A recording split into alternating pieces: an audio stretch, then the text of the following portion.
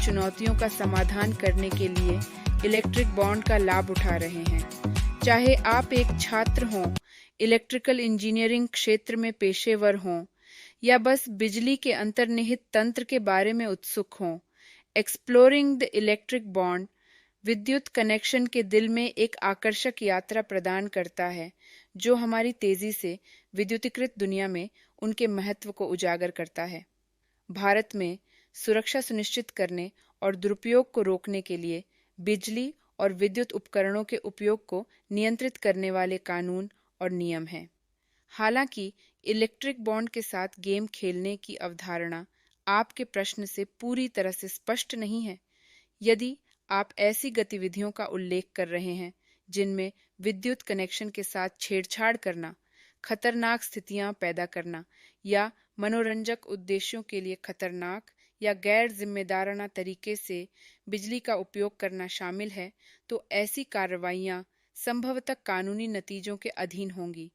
ऐसे मामलों में लागू होने वाले विशिष्ट कानून गतिविधि की प्रकृति और इसमें शामिल संभावित जोखिमों पर निर्भर होंगे। उदाहरण के लिए, भारतीय विद्युत अधिनियम 2003 और विद्युत नियम 2005 बिजली के उत्पादन, पारेषण, वितरण और उपयोग से संबंधित विभिन्न प्रावधानों की रूपरेखा तैयार करते हैं। इन कानूनों का उद्देश्य सुरक्षा मानकों को सुनिश्चित करना, दुर्घटनाओं को रोकना और विद्युत प्रणालियों के कामकाज को विनियमित करना है। इसके अतिरिक्त अन्य कानून जैसे कि भारतीय दंड संहिता (आईपीसी) और विभिन्न राज्य विशिष्ट नियम भी लागू हो सकते हैं यदि किसी के बिजली से संबंधित कार्यों के परिणाम स्वरूप दूसरों को नुकसान होता है या संपत्ति को नुकसान होता है। अंततः बिजली से जुड़ी कोई भी गतिविधि दुर्घटनाओं को रोकने और कानून का अनुपालन सुनिश्चित करने के लिए प्रासंगिक सुरक्षा दिशा निर्देशों और कानूनी आवश्यकताओं के अनुसार संचालित की जानी चाहिए। यदि किसी विशेष स्थिति के बारे में आपके पास विशिष्ट चिंताएं या प्रश्न हैं, तो भारत में विद्युत नियमों से परिचित कानूनी विशेषज्ञों या अधिकारियों से परामर्श करना उचित है। यदि कोई व्यावहारिक उद्देश्यों के लिए बॉन्ड पर अपना नाम छिपाने का प्रयास कर रहा है, तो इसमें संदर्भ के आधार पर संभावित रूप से धोखाधड़ी या अवैध गतिविधियां शामिल हो सकती हैं।